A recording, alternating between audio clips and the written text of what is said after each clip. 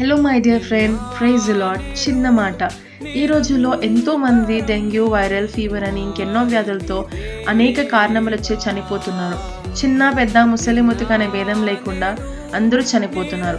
కానీ ఒక చిన్న ప్రశ్న నీకు, ఈరోజు నీ లైఫ్ స్పాన్ అంటూ నీకు తెలుసా? తెలీదు.